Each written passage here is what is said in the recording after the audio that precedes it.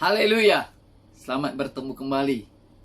Saudara-saudara, dalam video kali ini saya akan membahas satu topik yang suka menjadi pro dan kontra, yaitu mengenai persembahan persepuluhan. Nah, saya ingin membahas ini dari perspektif seorang anak Tuhan atau seorang jemaat.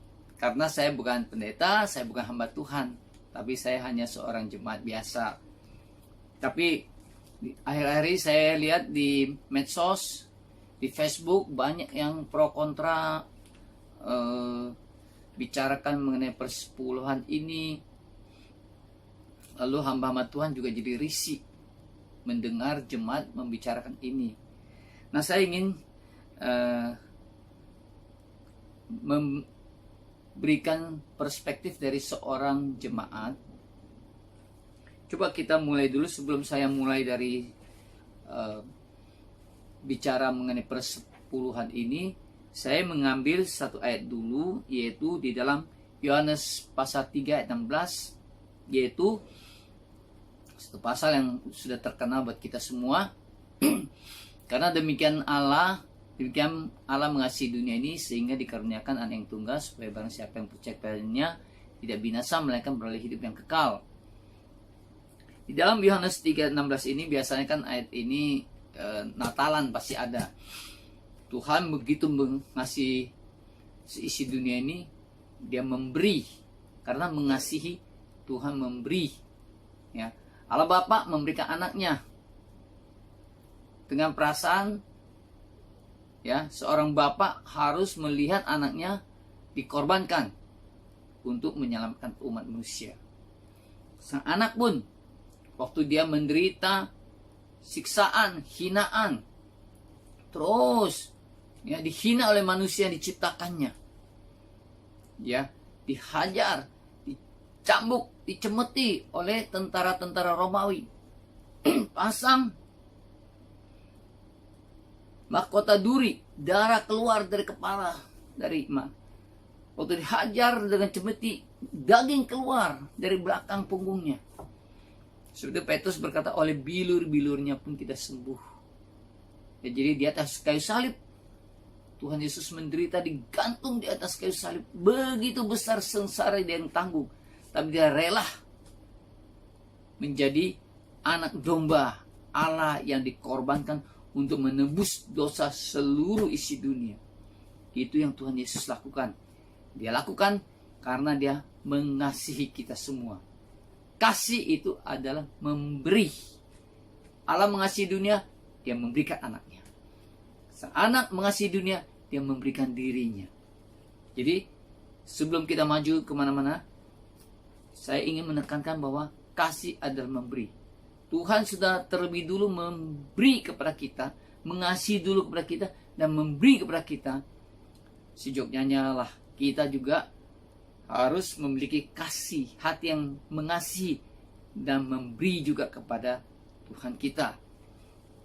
Oke, nah saya ingin menunjukkan ayat-ayat di dalam Alkitab mengenai persembahan persepuluhan ini.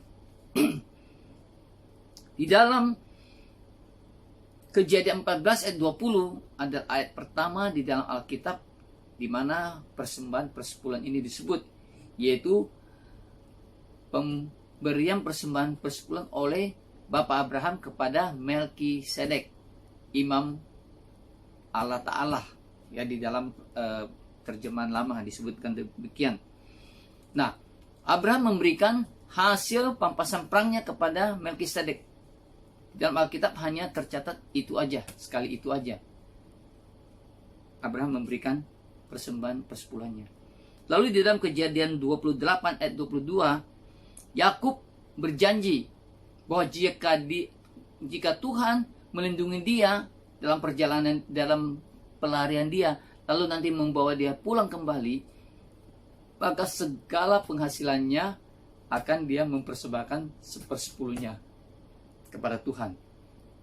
Nah, kalau Yakub tidak disebutkan bahwa dia memberikannya kepada siapa. Kalau Abraham memberikannya kepada Melkisedek. tapi cuma sekali. Kau Yakub tidak disebutkan. Jadi di dalam bapak atau nenek moyang orang Israel ini, kedua-duanya ada memberikan persembahan persepuluhan. Hanya saja caranya dan waktunya dan frekuensinya kita tidak tahu seperti apa. Tapi esensinya adalah bahwa kedua moyang orang Israel itu memberikan persembahan persepuluhan mereka. Nah, lalu datanglah kepada zaman Taurat. Tuhan memberi perintah kepada Musa, kepada orang Israel untuk memberikan korban persembahan persepuluhan. Di dalam ayat yang pertama di dalam Taurat adalah Imamat 27. Saya bacakan Imamat 27.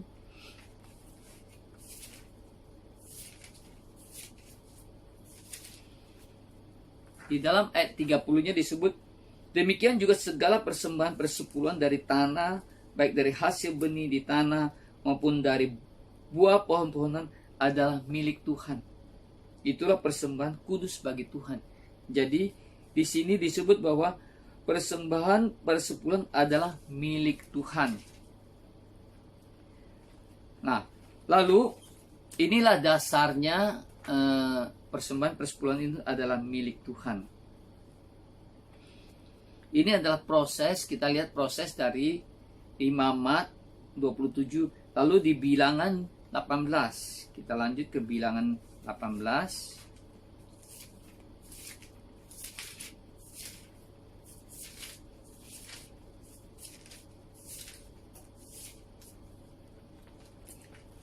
Bilangan 18, 21 sampai 28.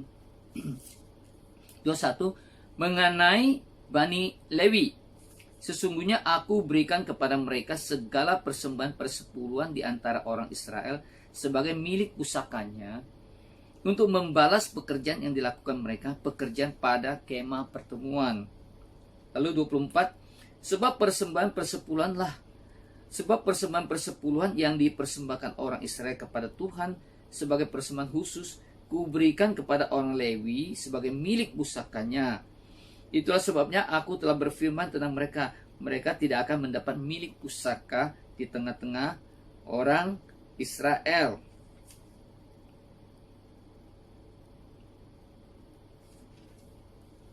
Nah, lalu kepada orang Lewi juga ada perintah.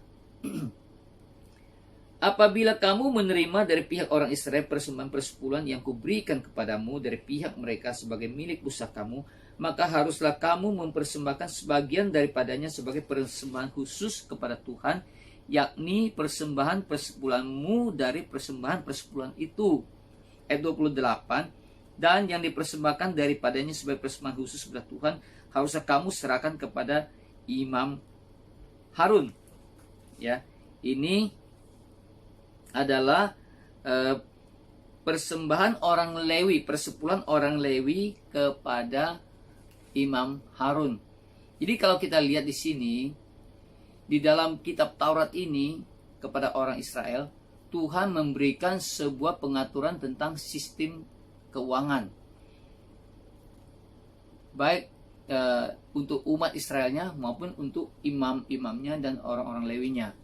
Sebagaimana kita ketahui bahwa imam adalah keturunan Harun, lalu sisanya ada orang Lewi, keturunan dari Lewi, mereka yang membantu pekerjaan di dalam rumah Tuhan. Kalau imam-imam itu melaksanakan menerima korban-korban persembahan dari orang-orang Israel, masing-masing sudah memiliki kaplingnya. Baik imam maupun orang Lewi tidak mendapatkan milik pusaka berupa tanah yang dikerjakan. Makanya Tuhan memberikan kepada mereka persembahan-persembahan dari orang Israel. Jadi baik orang Israel yang berternak atau bertani bisa mendapatkan penghasilan, atau mereka yang berdagang bisa mendapatkan penghasilan, juga orang Lewi juga bisa mendapatkan penghasilan, tetapi dari persembahan orang-orang Israel. Jadi seluruh suku mendapatkan penghasilan mereka masing-masing sesuai dengan pengaturan dari Tuhan. Jadi di dalam di dalam Taurat Tuhan sudah mengatur sedemikian rupa sehingga semuanya bisa hidup sejahtera. Kalau kita baca di dalam Taurat selalu disebutkan Tuhan memberkati, mencukupkan segala kebutuhan, memberkati dan berlimpah-limpah dan sebagainya. Inilah pengaturan di dalam hukum Taurat. Lalu tadi disebut orang Lewi, lalu di dalam Ulangan 12, ya kita maju lagi di dalam Ulangan 12 ayat 17 dan 18 disebutkan di sana bahwa orang-orang Israel harus membawa persembahan persepuluhan itu ke dalam rumah Tuhan. 18, tetapi di hadapan Tuhan Allahmu harus engkau memakannya di tempat yang akan dipilih Tuhan Allahmu. Engkau ini, anakmu laki-laki dan anakmu perempuan, hambamu laki-laki dan hambamu perempuan, dan orang Lewi yang di dalam tempatmu, dan harus engkau bersukaria di hadapan Tuhan Allahmu karena segala usahamu. Jadi persembahan persepuluhan itu dibawa ke dalam rumah Tuhan. Nah, di dalam Bilangan 18, 26, 28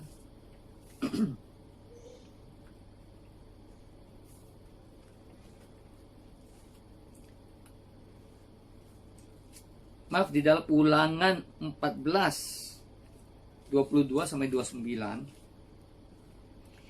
di sana disebut judulnya persembahan persepuluhan. Di dalam 22, haruslah engkau benar-benar mempersembahkan 1/10 dari seluruh hasil benih yang tumbuh di ladangmu tahun demi tahun. Jadi tiap tahun orang-orang Israel harus memberikan persembahan persepuluhan. Tetapi di dalam ayat 28, pada akhir 3 tahun engkau harus mengeluarkan segala persembahan persepuluhan dari hasil tanahmu dalam tahun itu dan menaruh dalam kotamu. Jadi waktu tahun ketiga ada persembahan persepuluhan lagi. Nah yang ini, maka orang Lewi karena ia tidak mendapat bagian milik pusaka bersama-sama engkau, dan orang asing, anak yatim dan janda yang di dalam tempatmu akan datang makan dan menjadi kenyang, supaya Tuhan Allahmu memberkati engkau di dalam segala usaha yang dikerjakan tanganmu. Nah, di sini disebutkan Tuhan memberkati katanya. Tapi persembahan persepuluhan ini diberikan untuk orang Lewi, orang asing, janda dan anak yatim. Mereka bisa makan, menjadi kenyang. Ya, jadi ada persepuluhan yang tahunan terus 3 tahunan. Ya. Jadi orang Israel bukan memberikan cuma 1/10 aja, tapi lebih dari itu. Nah, saya tidak membahas itu, tapi saya hanya ingin melihat bahwa oh ternyata orang-orang Israel ini memberikan persepuluhan seperti ini. Lalu yang kita lihat cuman sampai di dalam Ulangan 26, diulangin lagi di dalam Ulangan 26 diulangin lagi, hampir sama juga.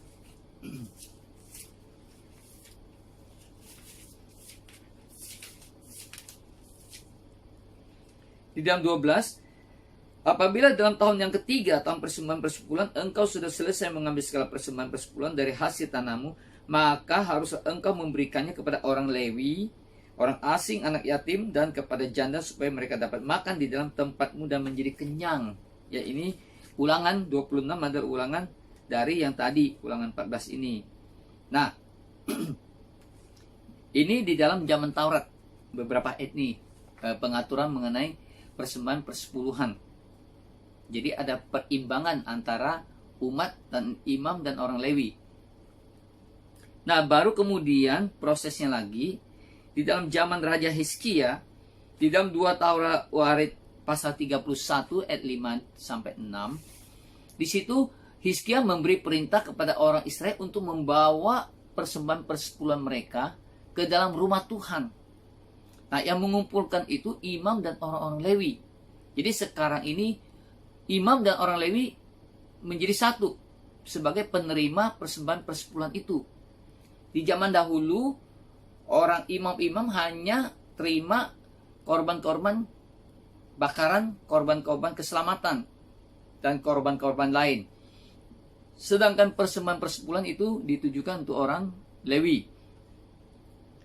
diberikan oleh orang Israel. Dan orang Lewi memberikan persembahan persepuluhan mereka yang mereka terima dari orang Israel, diberikan kepada Imam Harun dan keturunannya. Itu aturannya. Tapi di dalam zaman Hizkia sudah mulai bergeser. Persembahan persepuluhan ini dibawa ke dalam rumah Tuhan, yang mengawasi, yang mengontrol itu imam dan orang Lewi. Nah, kemudian datanglah kepada kitab Nehemia pasal 10 ayat 37. Ini sesudah mereka pulang dari pembuangan dari Babel. Sama juga, ini juga diberikan ke dalam rumah Tuhan, yang mengumpulkan juga orang Lewi dan imam. Pasal 10 ayat 37 tadi, dan kepada orang-orang Lewi akan kami bawa persembahan persepuluhan dari tanah kami, karena orang-orang Lewi inilah yang memungut persembahan persepuluhan di segala kota kami. Seorang imam anak Harun akan menyertai orang-orang Lewi itu bila mereka memungut persembahan persepuluhan. Dan orang-orang Lewi itu akan membawa persembahan persepuluhan daripada persembahan persepuluhan itu ke rumah Allah kami, ke bilik-bilik rumah perbendaharaan. Jadi di sini sudah ada imam-imam juga bersama-sama dengan orang Lewi memungut persembahan persepuluhan ini. Nah, jadi kita lihat di sini di dalam perjanjian lama, karena mereka masih mengikuti hukum Taurat. Jadi Taurat Tuhan sudah mengatur sedemikian rupa secara keuangan, sehingga semuanya, ya, baik orang awam, orang jemaat atau umat, tidak berkekurangan, dan orang-orang yang melayani hamba-hamba Tuhannya, imamnya, lewinya, tidak berkekurangan juga, karena masing-masing sudah mendapatkan pengaturannya masing-masing. Makanya kalau kita lihat di dalam perjanjian lama ini, Tuhan sudah mengatur sedemikian rupa sehingga hamba-hamba Tuhannya tidak kelaparan. Nah, di dalam perjanjian baru tidak ada pengaturan yang rinci seperti begini. Makanya di dalam gereja-gereja sekarang ini kita melihat banyak macam ragam pengaturan secara keuangan di dalam gereja. Ada gereja-gereja yang pendetanya digaji. Jadi pendeta tidak menerima persembahan dari jemaat. Kalau di gereja Pantekosta di Indonesia, kata kebetulan saya jemaat GPDI, saya berbicara dari apa yang menjadi pengalaman pribadi saya. Bahwa di GPDI itu, gereja Pantekosta di Indonesia, pendeta-pendeta atau hamba-hamba Tuhan GPDI tidak digaji. Mereka hidup dari iman. Jadi mereka hidup dari persembahan kolekte dan persembahan persepuluhan. Jadi kalau kita tidak membawa persembahan persepuluhan, ya mereka makan dari kolekte. Nah, di dalam gereja-gereja di GPDI pun, pada umumnya kalau gereja sudah besar, biasanya kolekte itu dipakai untuk biaya operasional gereja. Sedangkan gembalanya menerima persembahan persepuluhan. Itu pada umumnya. Nah, kita melihat ada juga yang beralasan bahwa di dalam perjanjian baru sudah tidak ada lagi perpuluhan. Coba kita lihat di dalam Matius 23:23. Apakah benar di dalam perjanjian baru sudah tidak ada perpuluhan, katanya? Matius 23 ayat 23, Tuhan Yesus berkata, "Celakalah kamu, hai ahli-ahli Taurat dan orang-orang Farisi, hai kamu orang-orang munafik, sebab persepuluhan dari selasi, adas manis dan jintan kamu bayar. Tetapi yang terpenting dalam hukum Taurat kamu abaikan, yaitu keadilan dan belas kasihan dan kesetiaan." Yang satu harus dilakukan dan yang lain jangan diabaikan. Di dalam ayat 23 ini ada dua hal. Satu, Tuhan Yesus berkata, persepuluhan dari selasi dan lain-lainnya, kamu bayar. Bukan kamu beri, tapi kamu bayar. Berarti kalau membayar itu tidak sama dengan memberi. Membayar berarti ini kewajiban kita untuk membayar. Kita membayar utang kah? Atau kita membeli barang dan kita membayar. Ada harga barang, kita bayar. Kalau memberi, berarti kita memberi karena kita mau memberi. Kalau kita tidak memberi, tidak menjadi kewajiban kita. Tapi kalau ini kita membayar. Lalu, yang kedua, Tuhan Yesus bilang, yang satu harus dilakukan. Apa itu yang satu? Jadi di sini kan dia bicara ada dua hal. Persepuluhan kamu bayar. Tapi yang terpenting dalam hukum Taurat apa itu? Yaitu keadilan, belas kasihan, dan kesetiaan. Jadi Tuhan Yesus berbicara dua hal. Satu mengenai perpuluhan, kedua mengenai keadilan, belas kasihan, dan kesetiaan. Yang satu harus dilakukan, persepuluhan harus dilakukan, dan yang lain jangan diabaikan. Berarti kesetiaan, belas kasihan, dan kesetiaannya jangan diabaikan. Nah, di dalam perjanjian baru ini, selain Matius, Lukas juga mencatat hal yang sama. Jadi Lukas saya tidak baca lagi, tapi kita bisa lihat di dalam Lukas 11 ayat 42. Dua-duanya ayatnya bunyinya hampir sama, hanya bahannya aja, persembahan aja yang sedikit berbeda. Tuhan Yesus berkata, kamu bayar, yang satu harus dilakukan, yang lain jangan diabaikan. Atau saya baca supaya lebih jelas.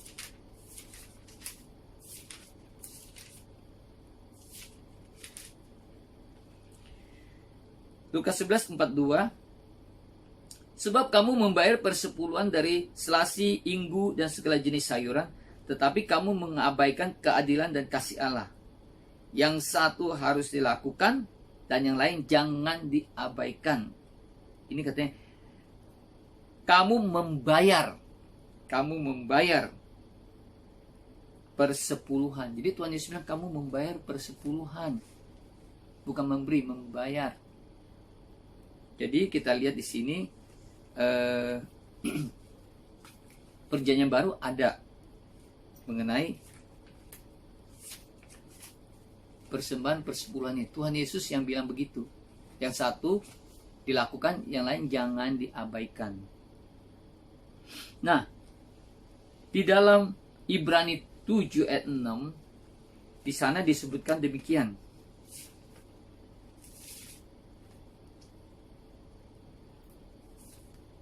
Tetapi Melkisedek yang bukan keturunan mereka memungut persepuluhan dari Abraham dan memberkati dia walaupun ia adalah pemilik janji. Jadi Ibrani 7 ini berkata walaupun Abraham ini pemilik janji, tapi dia memberikan persembahan persepuluhan kepada Melkisedek. Ayat 4 dikatakan, camkanlah betapa besarnya orang itu yang kepadanya Abraham, bapak leluhur kita, memberikan sepersepuluh dari segala rampasan yang paling baik. Artinya, Melkisedek itu di atasnya Abraham. Abraham memberikan persepuluhan kepada Melkisedek. Walaupun cuma sekali itu aja. Tapi esensinya adalah Abraham memberikan persepuluhan kepada Melkisedek. Katanya, betapa besarnya orang itu. Berarti Melkisedek itu besar menurut penulis Ibrani ini, sehingga bapak Abraham ini memberikan persembahan persepuluhannya. Di dalam ayat 8 dikatakan, dan di sini manusia-manusia fana menerima persepuluhan. Ini zaman Ibrani sudah perjanjian baru. Di sini katanya manusia-manusia fana menerima persepuluhan. Jadi ada yang menerima persepuluhan di sini. Ya zaman zaman perjanjian baru ini. Nah, kalau kita mau teruskan sebenarnya ayat 17 dikatakan, sebab tentang dia diberi kesaksian bahwa engkau adalah imam untuk selama-lamanya menurut peraturan Melkisedek. Artinya Tuhan Yesus adalah imam besar. Jadi sebenarnya sekarang pun imam besar kalau direfleksikan sebagai perjanjian baru. Kalau kita memberikan persembahan berarti kepada imam besar, kepada Tuhan Yesus. Nah, di dalam perjanjian baru ini, tadi saya sebutkan bahwa tidak ada pengaturan keuangan yang spesifik. Jadi masing-masing gereja menurut polisinya masing-masing, ya. Nah, tapi di dalam Kisah Rasul, baik Kisah Rasul pasal 2 ayat 40, 42, 43, 44, 45 disebutkan bahwa gereja mula-mula itu segala kepunyaan mereka adalah kepunyaan bersama-sama. Lalu ada saja menjual miliknya dan dibagikan di antara mereka. Lalu pasal 5, pasal yang ngetop, Ananias dan Safira juga menjual barang kepunyaan mereka, tapi yang diserahkan hanya sebagian, sehingga Petrus marah.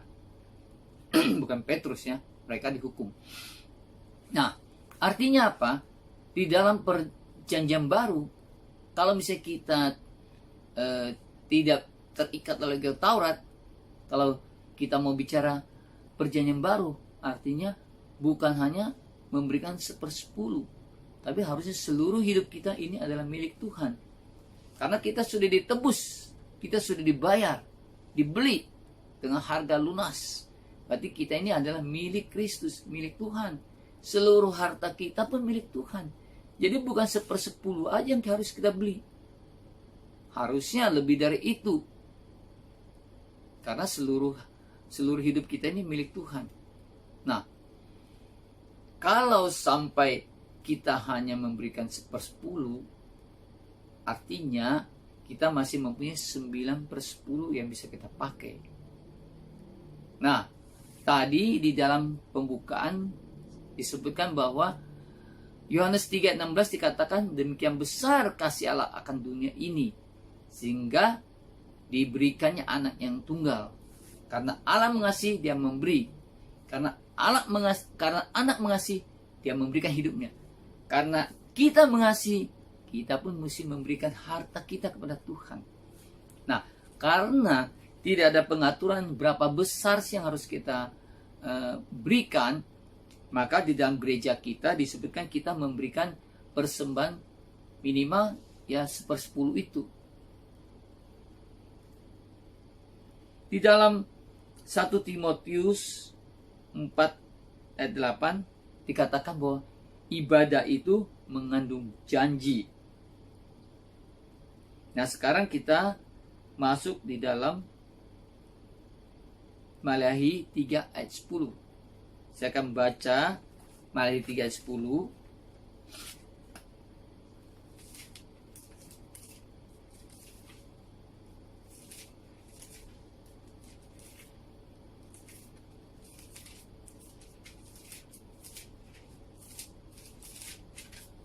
Dikatakan, saya mulai dulu dari 8. Bolehkah manusia menipu Allah, namun kamu menipu aku? Tetapi kamu berkata, dengan cara bagaimana kami menipu engkau? Mengenai persembahan persepuluhan dan persembahan khusus. Kamu telah kutuk, tapi kamu masih menipu aku. Ya, kamu seluruh bangsa. Nah, Maleakhi 3 ini adalah peringatan atau ya peringatan atau untuk mengingat kepada orang Israel bahwa mereka harus membawa persembahan persepuluhan. Ayat 10 katakan, bawalah seluruh persembahan persepuluhan itu ke dalam rumah perbendaharaan, supaya ada persediaan makanan di rumahku. Dan ujilah aku, firman Tuhan semesta alam. Apakah aku tidak membukakan bagimu tingkap-tingkap langit dan mencurahkan berkat kepadamu sampai berkelimpahan? Aku akan menghardik bagimu belalang pelahap, supaya jangan dihabisinya hasil tanahmu, dan supaya jangan pohon anggur di padang tidak berbuah bagimu, firman Tuhan semesta alam. Maka segala bangsa akan menyebut kamu berbahagia, sebab kamu ini akan menjadi negeri kesukaan, firman Tuhan semesta alam. Saudara, di dalam Maleakhi 3 ayat 10 ini dikatakan, nomor 1, bawalah segala persembahan itu ke rumah Tuhan. Ada orang yang mengartikan bahwa oh, kalau rumah Tuhan itu kan berarti tubuh Kristus. Jadi rumah Tuhan itu kan ada di mana-mana. Jadi kita boleh membagi-bagi persepuluhan kita kemana-mana, ke gereja mana-mana yang kita mau. Atau juga memberikan kepada orang-orang miskin. Tapi di sini disebut supaya ada persediaan makanan di rumahku. Jadi kalau orang Israel membawa, waktu dulu mereka masih punya bait suci, mereka membawa ke dalam rumah Allah. Nah sekarang berarti kalau kita terjemahkan ke dalam kehidupan kita bergereja, maka persembahan-persepuluhan itu ya kita bawa ke dalam gereja kita di mana kita berbakti. Itu adalah haknya gembala kita. Lalu sekarang ada pertanyaan lagi. Ini karena uang, ini pikiran manusia kita mulai berhitung-hitung. Kalau misalnya saya berpenghasilan 10 juta, berarti perpuluhan saya 1 juta. Kalau jemaatnya ada 100, lalu masing-masing gajinya 10 juta, lalu masing-masing semua memberikan persepuluhan 1 juta, berarti gembala kita punya 100 juta dong. Gaji saya 10 juta, saya kasih perpuluhan 1 juta, tinggal 9 juta. Gembala saya punya 100 juta, waduh kaya gembala saya. Di sini saudara-saudara kita mulai berhitung secara manusia. Padahal kalau kita mau berbicara mengenai persembahan persepuluhan, maka itu adalah urusan antara kita dengan Tuhan. Tidak ada urusan dengan hamba Tuhannya, tidak ada urusan dengan gembalanya. Soal gembala menerima 100 juta, ini gembala harus bertanggung jawab supaya ada makanan di dalam rumah Tuhan. Artinya gembala ini harus mencukupkan seisi rumah Tuhan yang ada di sana. Ada pengerja-pengerjanya dan lain-lainnya. Ini adalah tanggung jawab gembala atau tanggung jawab hamba Tuhannya kepada Tuhan. Itu bukan ranah kita untuk menilai. Nah, mungkin kita melihat, wah ada hamba-hamba Tuhan yang hidup mewah, beli mobil mewah, beli rumah mewah. Saudara, itu tanggung jawab hamba Tuhan tersebut kepada Tuhan. Karena masing-masing orang diberi tanggung jawab oleh Tuhan. Harus menggunakan berkat atau uang yang diberikan oleh Tuhan kepada kita. Kita harus memakainya dengan bijaksana. Kalau tadi disebut supaya ada makanan di rumahku, berarti tadi diterjemahkan di rumahku itu gereja-gereja misalnya, atau tubuh Kristus. Berarti adalah tanggung jawab gembala-gembala itu untuk mencukupkan gembala yang lain yang berkekurangan. Itu bukan hak kita untuk menilai. Itu gembala-gembala punya urusan. Mereka adalah pelayan-pelayan di rumah Tuhan. Mereka yang harus mengatur itu. Kita tidak berhak untuk menilai itu. Tapi kewajiban kita adalah melakukan apa yang Tuhan kehendaki buat kita. Satu hal lagi, saudara, Tuhan Allah memberikan anaknya yang tunggal kepada kita untuk menebus dosa-dosa kita. Dia tidak berhitung. Tuhan itu kalau memberi, dia memberi yang terbaik. Dia tidak pernah berhitung. Tapi kita manusia sering sekali berhitung dengan Tuhan. Jadi tidak imbang. Tuhan selalu membuat segala sesuatu dengan perimbangan yang baik. Ya, seperti tadi di Taurat itu, perimbangan keuangannya diatur dengan baik. Nah, sekarang di perjanjian baru kita tidak ada pengaturan itu, tapi kita harus melakukannya secara bijaksana. Ya, semua dilakukan secara bijaksana. Jadi perpuluhan itu kita beri kepada Tuhan karena kita mengasihi Tuhan. Dia sudah memberi hidupnya buat kita. Apa yang kita beri? Kata Daud, Tuhan, Dengan apa aku akan membalas kasih-Mu kepadaku? Dengan pujian, dengan ucapan syukur. Tapi di dalam Amsal 3 ayat 9 dikatakan, permuliakan Tuhan dengan hartamu, dengan hasil pertama dari penghasilanmu. Jadi Amsal bilang, permuliakan Tuhan dengan hartamu, dengan penghasilan yang pertama, yang terbaik, persepuluhan kita bawa ke dalam rumah Tuhan sebagai bentuk kasih kita kepada Tuhan. Nah, saya lanjutkan di sini dikatakan, supaya ada persediaan makanan di rumahku dan ujilah aku, firman Tuhan semesta alam. Saudara, kalau saudara baca Alkitab dari Kejadian sampai Wahyu, tidak ada satupun ayat yang berkata kita boleh mencobai Tuhan Allahmu. Selain di dalam Maleakhi 3 ayat 10 ini. Dan ujilah aku. Seolah-olah Tuhan berkata kepada kita, kalau kamu gak percaya, cobain nih saya. Cobain aja saya. Kalau kamu gak percaya. Bahwa apa? Bahwa aku akan membukakan bagimu tingkap-tingkap langit dan mencurahkan berkat kepadamu sampai berkelimpahan. Dalam terjemahan bahasa Inggris disebut until there is no room. Sampai nggak ada tempat, sampai nggak ada ruangan untuk menaruh berkat itu.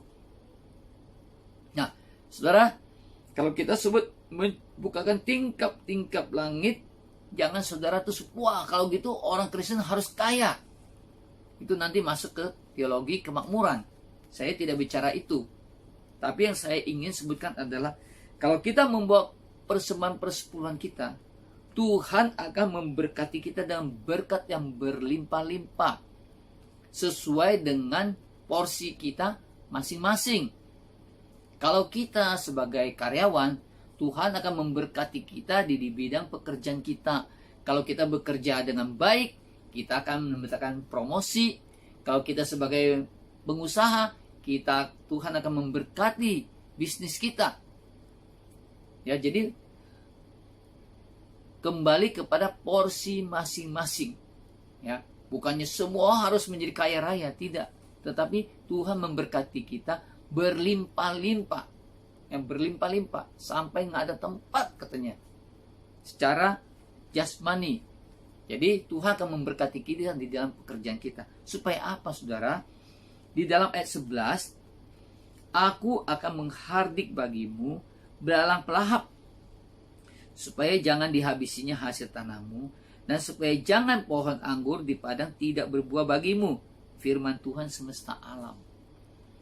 Kalau petani atau peternak, mereka mengerti bahwa belalang pelahap itu adalah hama tanaman. Ya, Tuhan berkata di sini, aku akan menghardik bagimu. Dihardik, diusir. Bukan dikasih tahu, pergi-pergi, enggak. Tapi dihardik, diusir. Jadi Tuhan memberikan perlindungan, proteksi. Nah, kalau kita yang tidak bertani atau tidak beternak, kita yang bekerja, artinya ayat ini bukannya tidak berlaku bagi kita, tetapi akan diterjemahkan sesuai dengan konteks kehidupan kita. Berarti di dalam hidup kita tidak akan ada hama, yaitu sakit penyakit atau musibah yang menimpa hidup kita. Nah, itu artinya proteksi perlindungan Tuhan buat kita. Mungkin sekali-sekali kita bisa sakit, tapi Tuhan pasti tolong kita. Nah, dan supaya jangan pohon anggur di padang tidak berbuah bagimu. Artinya selalu pohon anggur akan berbuah. Artinya hidup kita akan berbuah terus untuk Tuhan. Maka segala bangsa akan menyebut kamu berbahagia, sebab kamu ini akan menjadi negeri kesukaan, firman Tuhan semesta alam. Jadi dengan berkat pertolongan, proteksi dari Tuhan, kita akan hidup di dalam bahagia. Kita akan hidup di dalam damai sejahtera, sukacita, sehingga kita berbahagia. Karena Matius 6:33 katakan, carilah dahulu kerajaan Allah dan kebenarannya, maka semuanya akan ditambahkan. Jadi kita cari dulu kerajaan Allah, damai sejahtera, sukacita, kebenaran, damai sejahtera, sukacita di dalam Roh Kudus. maka Tuhan akan menambahkan semuanya kepada kita. Saudara, kalau buat saya, Maleakhi 3:10 ini adalah mengandung janji berkat buat umat Tuhan. Kalau kita percaya, kita melakukannya dengan dasar kasih, maka Tuhan akan memberkati kita dengan caranya yang ajaib. Kita tidak akan pernah berkekurangan. Tuhan akan mencukupkan kita. Seperti 1 Timotius katakan bahwa 1 Timotius 4:8, ibadah itu mengandung janji. Tuhan selalu memberikan janji-janji kepada umatnya. Kepada Abraham dia memberikan janji. Kepada Israel dia akan memberikan janji. Kepada kita dia memberikan janji. Nah, di dalam Maleakhi 3:10 ini adalah janji berkat. Jadi Tuhan tadi disebut ujilah aku. Tuhan kasih kita perjanjian. Tadi di dalam Amsal 3 disebutkan bahwa muliakan Tuhan dengan hartamu. Di dalam Lukas 6 ayat 38 dikatakan, berilah maka kepadamu akan diberikan. Takaran yang digoncang-goncang, dipadatkan, dan sampai tumpah keluar. Itu yang Tuhan berikan kepada kita. Jadi kalau Tuhan berikan kepada kita, dia selalu tidak berhitung. Dia memberikan segala-galanya yang terbaik. Selalu yang terbaik. Tuhan tidak pernah memberikan yang KW. Tidak, selalu yang terbaik. Buktinya apa? Anaknya sendiri yang terbaik dikasih ke kita.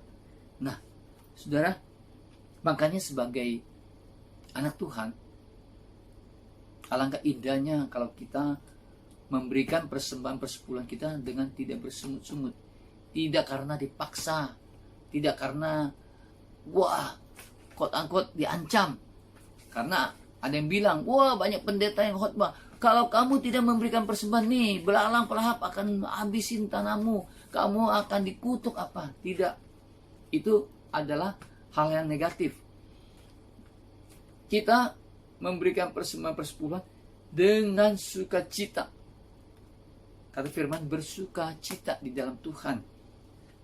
Kita memberikan persembahan kita karena kita mengasihi Tuhan. Tuhan, Engkau sudah memberikan yang terbaik. Saya pun ingin memberikan yang terbaik, persembahan persepuluhan saya ke dalam rumah Tuhan, supaya gembala saya ada makan. Ini yang kita lakukan sebagai anak Tuhan, sebagai tanggung jawab kita di dalam bidang keuangan, di dalam Tuhan. Nah, ada lagi yang berbicara begini.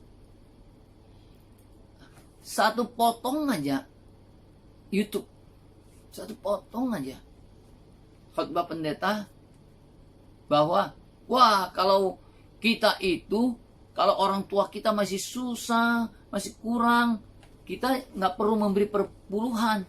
Waduh, yang nonton itu jadi bersorak-orai. Nah, ini baru nih pendeta nih, nggak usah membayar perpuluhan. Padahal itu cuman sepotong saja kalimat. Kalau ditonton lagi secara keseluruhan, malah bukan disebut persepuluhan, tapi memberikan seluruh hidupnya, seluruh hartanya untuk Tuhan. Nah, saya ingin membahas di sini supaya saudara tidak salah. Yang dibahas itu sebenarnya adalah Tuhan Yesus sedang berbicara tentang orang Farisi karena adat istiadat. Di dalam sini disebutkan di dalam Matius 15 ayat 1 sampai 6 dan Markus 7 ayat 1 sampai 13. Saya ambil dari Matius 15 aja.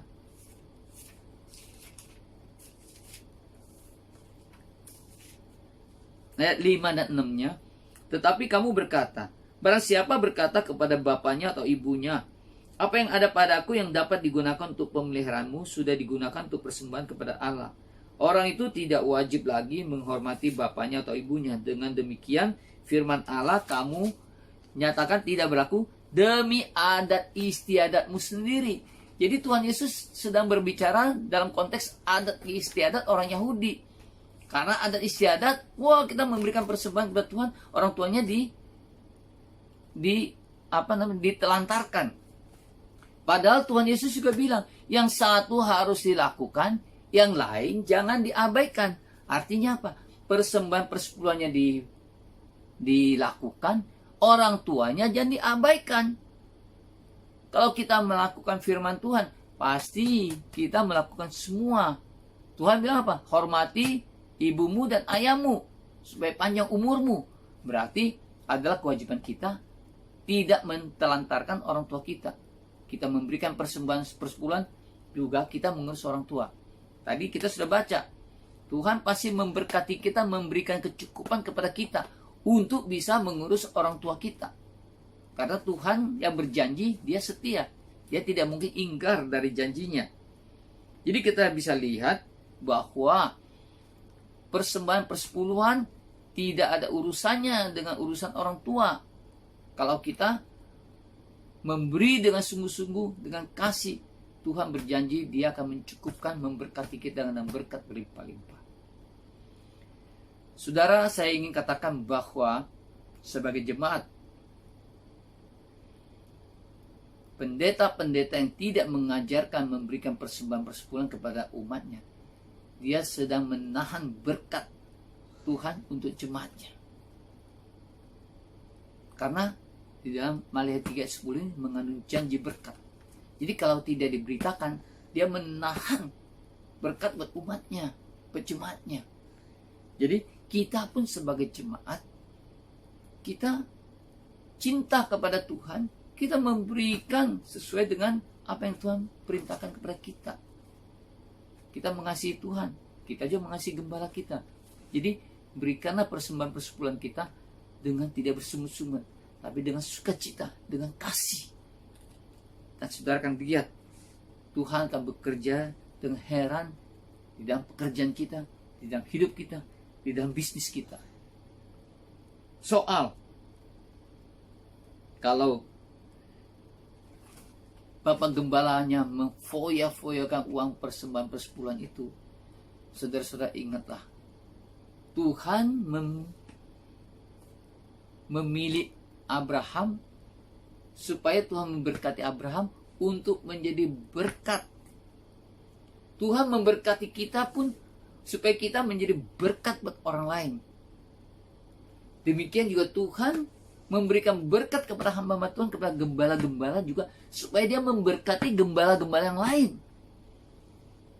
Kalau dia tidak melakukan itu tanggung jawab dia kepada Tuhan. Jadi, apalagi dalam kondisi sekarang ini, banyak gereja-gereja yang harus tutup, tidak berbakti. Nah, gembala-gembala yang punya jemaat cuma 1-2 orang, tadinya cuma kolektor 1-2 orang, sekarang sama sekali nggak ada kolektor. Mereka makan dari mana? Bukankah secara tubuh Kristus kita mesti menanggung bersama-sama? Nah, itulah tanggung jawab hamba-hamba Tuhan kepada hamba-hamba Tuhan yang lain. Tanggung jawab jemaat kepada hamba-hamba Tuhannya. Karena saya jemaat, saya berani berbicara demikian. Kalau pendeta yang bicara, selalu dibilang mata duitan. Aduh, khotbahnya perpuluhan lagi, duit lagi. Padahal kalau dia tidak bicara perpuluhan, dia menahan berkat. Justru di dalam persembahan persepuluhan ini ada janji berkat.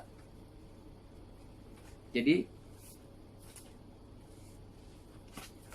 mudah-mudahan dari pembahasan ini sangat sederhana dari firman Tuhan, bukan secara teologi, ya, bisa memberikan wacana, memberikan wawasan, membuka wawasan kita. Oh, ternyata perpuluhan seperti itu. Jadi bukan karena pendeta menyuruh, jadi saya memberikan persembahan persepuluhan, enggak. Tetapi karena saya mengasihi Tuhan saya. Saya ingin supaya gembala saya juga bisa makan. Jadi saya memberikan persembahan persepuluhan saya dengan kasih, dengan sukacita. Karena Tuhan, bukan karena manusia. Terlebih berkat memberi daripada menerima. Berilah, maka kepadamu akan diberi. Suatu takaran yang digoncang-goncang, dipadatkan, yang meluber keluar, itu yang diberikan keharibaan. Mudah-mudahan sebagai umat Tuhan, kita bisa memberi dan menikmati hidup berkelimpahan dari Tuhan secara jasmani, terlebih-lebih secara rohani. kita hidup di dalam damai sejahtera, kita hidup di dalam sukacita, dan kita disebut orang berbahagia. Jadi orang-orang melihat kita, aduh, ini proses, ini hidupnya bahagia. Nggak pernah lihat dia mengeluh, selalu tersenyum. Ada apa ya? Nah, itulah saatnya kita bersaksi bahwa Tuhan yang kita sembah adalah Tuhan yang hidup dan berkuasa untuk menolong, memberkati, memproteksi kita. Amin. Mudah-mudahan ini bisa menjadi berkat bagi kita semua. Nama Tuhan yang dipuji, dipermuliakan sampai selama-lamanya. Dalam nama Tuhan Yesus Kristus. Haleluya. Amin.